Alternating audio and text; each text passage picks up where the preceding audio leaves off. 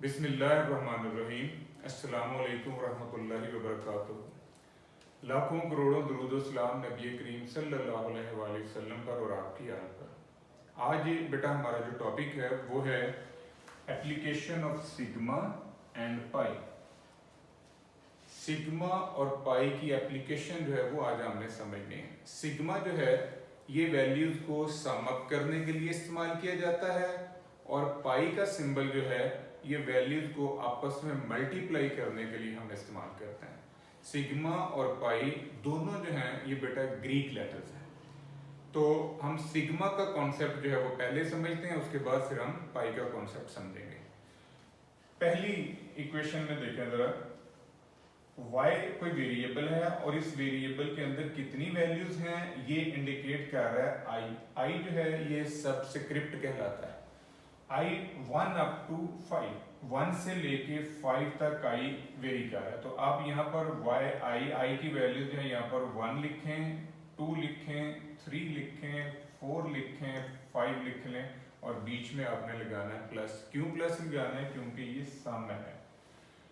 Similar pattern अगर आप ये सेकंड इक्वेशन को नोटिस करें तो यहाँ पर c जो है कोई कांस्टेंट है, आपने उस कांस्टेंट के ऊपर बेटा समेशन अप्लाई किया है। तो कांस्टेंट जो है इसके ऊपर समेशन अप्लाई नहीं होता। अब इसका कॉन्सेप्ट आपने समझना है। c कांस्टेंट है और यहाँ पर i वेरी कर रहा है 1 अप टू 3। इसका मतलब है कि ये कांस्टेंट जो है ये 3 दफा प्लस हो रहा है। अगर ये i 1 अप टू 4 होता तो इसका मतलब है कि ये कांस्टेंट 4 दफा प्लस हो रहा है। अगर यहाँ पर i varies 1 up to n होता तो इसका मतलब है कि ये कांस्टेंट जो है ये n टाइम एड अप हो रहा है। तो यहाँ चूंकि i 1 अप टू 3 है, इसका मतलब कि ये कांस्टेंट जो है ये 3 दफा प्लस हुआ, c plus c plus c, तो इनको प्लस करके 3c आपने लिखा। सिमिलर पैटर्न अगर ये 1 अप टू n होता तो यहाँ पर आपने लिखना था nc। अगर यहाँ 1 अप टू m होता तो यहाँ n की जगह पर mc। अगर ये 1 अप टू k होता तो यहाँ पर kc, यानी k जो है वो मैक्सिमम लेंथ है कि कितनी दफा जो कांस्टेंट है वो प्लस हो रहा है। नंबर 3 पे आ जाए। यहाँ पर आपका वेरिएबल x जो है ये किसी स्पेसिफिक नंबर से मल्टीप्लाई हो रहा है। अब यहाँ जो सबस्क्रिप्ट है i वो 1 अप टू 4 चल रहा है। इसका मतलब है कि x वेरिएबल के अंदर 4 वैल्यूज हैं जिनको आपने प्लस किया। i की जगह पर आप 1 रखें, 2 रखें, 3 रखें, 4 रखें और सेंटर में आ गया प्लस। सिमिलर पैटर्न ये इक्वेशन नंबर 4 है। x की वैल्यूज में से आपने मीन निकाला। अब x की कितनी वैल्यूज हैं? i वेरी कर रहा है 1 अप टू 3। इसका मतलब है कि इसमें टोटल x की 3 वैल्यूज हैं, हर वैल्यू में से आपने उसका मीन माइनस किया। यहाँ पर i की जगह पर 1 रखें, फिर i की जगह पर 2 रखा, फिर i की जगह पर आपने 3 रख दिया। फिफ्थ में देखें, यहाँ दो वेरिएबल आगे, एक xi है, दूसरा yi है। वेरिएबल मुख्तलिफ हैं लेकिन इनके ऊपर जो आप सबस्क्रिप्ट अप्लाई कर रहे हो वो सेम है, यानी दोनों के ऊपर i ही अप्लाई हो रहा है। i varies 1 up to n। इसका मतलब है कि x वेरिएबल और y वेरिएबल के अंदर जो कुल वैल्यूज हैं उनकी तादाद है n। तो यहाँ पर पहले i की जगह पर आपने 1 रखा, फिर i की जगह पर आपने 2 रखा एंड सो ऑन, i की जगह पर आपने n रख दिया। अब यहाँ पर बेटा जितनी x की वैल्यूज हैं यानी x1 plus x2 plus x3 and so on xn, सारी वैल्यूज को आप प्लस करके तो इस फॉर्म में लिख सकते हैं। यहाँ पर देखें i varies 1 2 3 4 up to so on n, ये सारी इसमें सम अप हो गई हैं। इसी तरह देखें जो आपका y है, y1 plus y2 plus y3 and so on plus yn, आपने क्या किया? तमाम y की वैल्यूज को सम अप करके यहाँ पर एडजस्ट कर लिया। ये आपके पास है yi varies 1 up to n। यहाँ पर आपने i लिखना है, यानी yi वेरी कर रहा है 1 अप टू n। इसमें जितनी y की वैल्यूज है वो सारी की सारी सम अप हुई। 6 नंबर पे देखें fi xi। इसका मतलब है कि f और x दो वेरिएबल हैं और दोनों के दोनों की लेंथ जो है वो 1 अप टू n है। दोनों में n वैल्यूज हैं, इनको आपस में आपने मल्टीप्लाई किया। i की जगह पर रखे 1 f1 x1, फिर i की जगह पर 2 f2 x2 and so on, i की जगह पर n fn xn। ये एक्सपेंड हो जाएगा ये वाला समेशन। 7 नंबर पे fi इंटू एक्स आई माइनस एक्स बार का होल स्क्वायर। अब यहाँ पर जो i है वो इंडिकेट करता है कुल वैल्यू, तो कुल वैल्यूज बेटा 1 to n, इसके अंदर जो है n वैल्यूज मौजूद है। आपने i की जगह पर पहले 1 लिखा, फिर i की जगह पर 2 लिखा, फिर i की जगह पर n लिख दिया, तो ये इस समेशन का एक्सपेंशन होगा। नंबर 8 पे देखें जरा, axi प्लस b। अब यहाँ पर i के अंदर फिर n वैल्यूज है 1 up to n, इसका मतलब कि ये n टाइम्स रिपीट होगा। i की जगह पर 1 लिखा, फिर i की जगह पर आपने 2 लिखा एंड सो ऑन, i की जगह पर आपने n लिख दिया। आपने यहाँ पर क्या किया कि जितनी वैल्यूज x की हैं, ax1, ax2 और axn, इन सारों को इकट्ठा कर लिया, तो इसमें a जो है बेटा कॉमन निकल रहा है। आप उस a को कॉमन निकाल लें, जो बाकी का बचेगा डाटा वो x1 plus x2 plus x3 plus xn सारा रन अप होके, तो उन सारों को आपने इसमें सम अप कर लिया। इसी तरह यहाँ पर देखें जो b है, b plus b and so on plus b। अब यहाँ पर जो लिमिट थी वो 1 up to n थी, इसका मतलब है कि जो कांस्टेंट b है ये n टाइम प्लस हुआ है, तो इस वजह से यहाँ पर आपने n लगा देना। ये मैंने आपको जो इक्वेशंस बताई हैं ये समेशन को एक्सपेंड करना सिखाया है। तो बेटा हमने यहाँ से स्टार्ट लिया, इस तरफ से हम इधर गए, तो अगर उसने आपको इक्वेशन दी हो और उनसे सम अप करवाया जाए, यानी आपको अगर ये वाला सेटअप दिया जाए इस तरफ का और आपसे कहा जाए इस रिजल्ट पे लेके आए, तो आपने क्या करना है, इनको सम अप कर लेना है। इन वैल्यूज को सम अप करेंगे तो वो ये शेप निकलेगी, i values 1 up to 5th yi। इन सारी रकमों को सम अप करेंगे तो ये शेप बन जाएगी, इन सारियों को सम अप करेंगे तो ये वाली शेप है, इन सारियों को सम अप करेंगे तो ये शेप है, इन सारियों को सम अप करेंगे तो ये शेप है। सिमिलर पैटर्न ये सारी सम अप हुई तो इसमें वाइंड अप होगी, सिमिलर पैटर्न ये सारी सम अप हुई तो इसमें वाइंड अप होगी।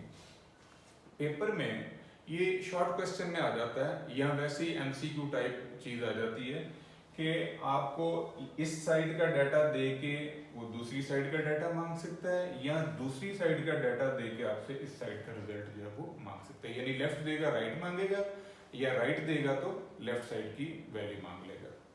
नंबर 9 से आप डबल समेशन का कॉन्सेप्ट जो है वो सीखेंगे। यहाँ पर कोई कांस्टेंट है जिसके ऊपर आपने दो समेशन जो है वो अप्लाई की हैं, एक i है जो कि 1 up to n रन हो रहा है और दूसरा j है जो कि 1 up to m रन हो रहा है। अब चूंकि कांस्टेंट है तो कांस्टेंट के ऊपर दोनों समेशन अप्लाई नहीं होगी, इस वजह से इसको हम लिख सकते हैं n into m into c।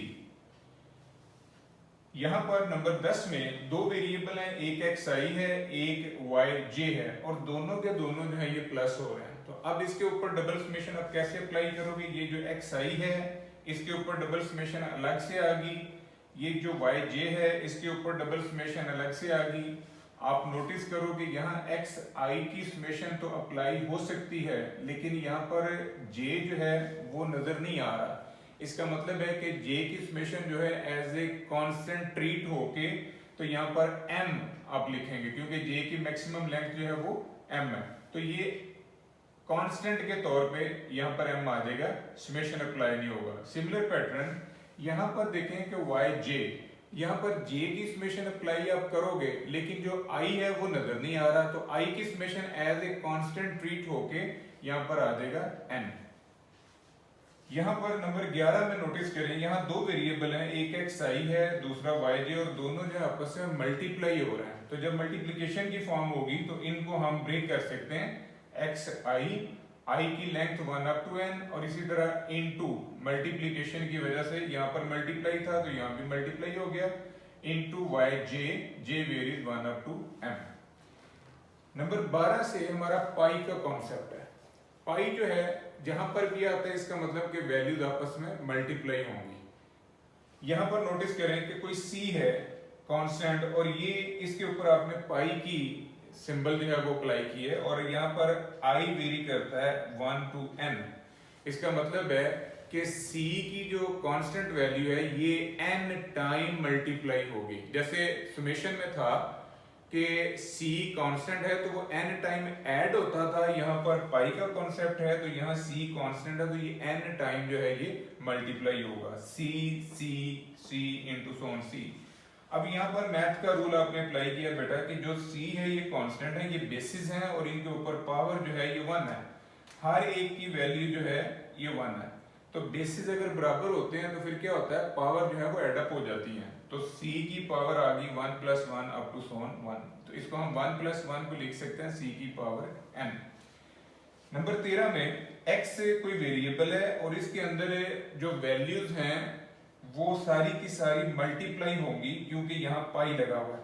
अब पाई वेरी करता है 1 अप टू n, तो यहाँ पर आपने 1 या i की जगह पर 1 लिखा, फिर i की जगह पर 2, फिर i की जगह पर 3 एंड सो ऑन i की जगह पर n। तो ये सारी वैल्यू जो है वेरिएबल x की आपस में मल्टीप्लाई हो जाएंगी।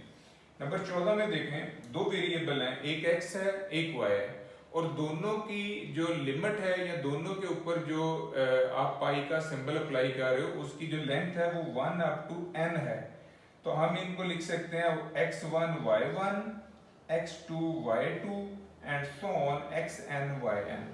फर्दर इसको आप लिख सकते हो कि ये जो x वाली रकमें हैं ये आपस में मल्टीप्लाई हो रही हैं, तो इनको सारियों को इकट्ठा मल्टीप्लाई करके सिंबल में आप ले आए, यानी xi पाई पाई जो है वो 1 अप टू n मल्टीप्लाई हो रहा है। इसी तरह जो y की वैल्यूज हैं वो सारी की सारी अलहदा से मल्टीप्लाई हो रही हैं, उनको भी इकट्ठा कर लें और ये वाली इस फॉर्म में आ जाएंगी सारी i की वैल्यू, जो y की वैल्यू है वो सारी इस फॉर्म में आके pi i varies 1 up to n yi।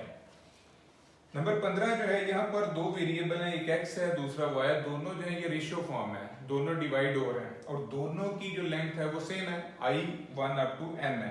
तो यहाँ पर i की जगह पर 1 लिखा, फिर 2 फिर 3 एंड सो ऑन n तक, x1 y1 x2 y2 and so on xn yn। ऊपर वाली जितनी x की रकम है ये सारी की सारी चूंकि मल्टीप्लाई हो रही है, इनको आपने x की पाई की फॉर्म में लिख दिया, pi xi i varies 1 up to n divide by y की जितनी रकम है वो भी आपस में मल्टीप्लाई हो रही हैं, तो उनको लिखा है divide pi yi i varies 1 up to n।